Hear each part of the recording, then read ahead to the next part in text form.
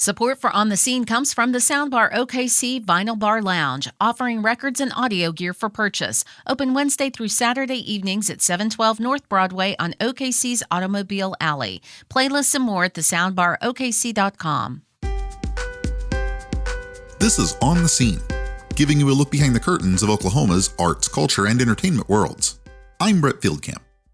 We live in an age of digital perfection and cinematic precision, where seemingly anything you could want to watch is available in the highest quality, with little more than a search, a scroll, and the push of a button. But where's the personality? Where's the hands-on feeling of sliding a video cassette out of its box? Where's the nostalgic hum and whine of the VCR, or the wear and tear of a dragging VHS tape, proving just how well it's been loved and rewatched again and again? For Sean Peele, the founder and force behind the traveling cult movie party pop-up VHS and Chill, those are more than bygone memories. They're experiences that he just can't let go of. Launched in 2016, VHS and Chill has hosted watch parties in bars, venues, theaters, and guerrilla pop-ups across the OKC metro, focusing on the wildest cult action films, B-movies, and sci-fi spectaculars. Always inviting viewers to cast off any pretense in exchange for pure nostalgic fun, and always spotlighting the unique lo-fi charm of VHS.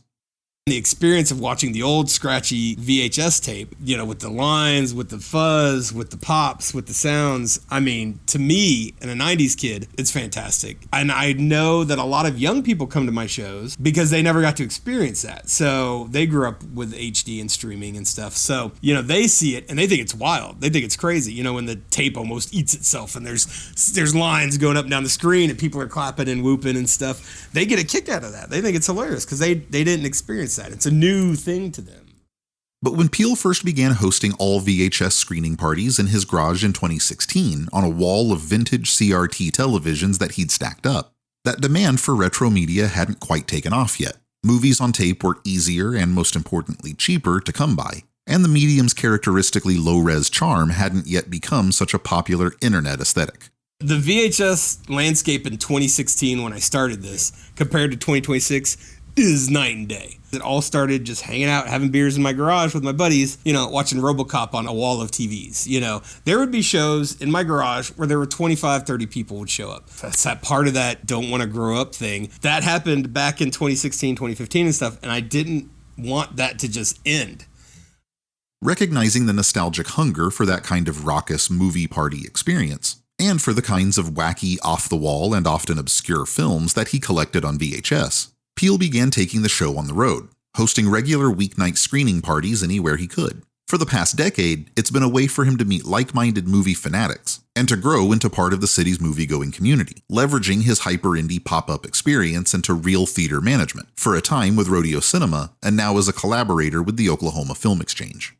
My favorite thing is meeting people and talking to people and talking about movies. I've been doing VHS and Chill shows for 10 years, and I can say, I swear every show it's different people. And personally, I like that.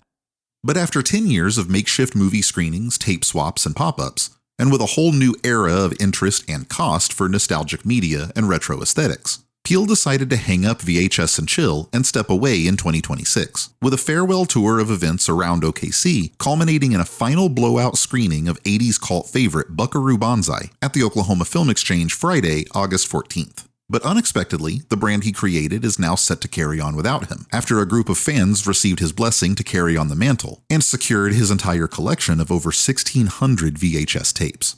I got approached by a group of people after my last tape swap. They'd heard it was ending, and they were like, we don't want it to end. I was like, I'm tired, I'm old, And they made me an offer, and I thought VHS and Chill was over, and my heart was just like, oh my God, like these local Oklahoma people who know my shows, who've been to my shows, don't want it to end. They'll keep doing VHS screenings at bars and venues. I couldn't believe that somebody would want to keep it going.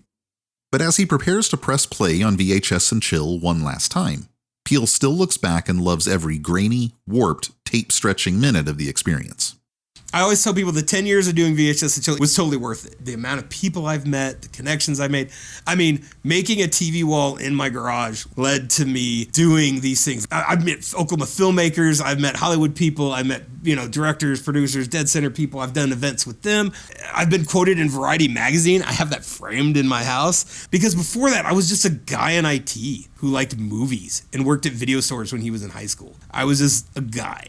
All of that was because I built a TV wall in my garage, and it led me to here.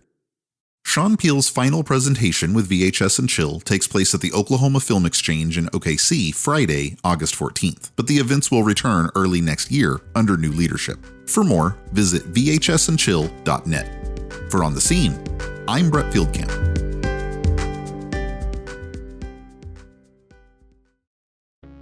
The fatal shooting of a teenager at a protest in Seattle has gone unsolved for 6 years.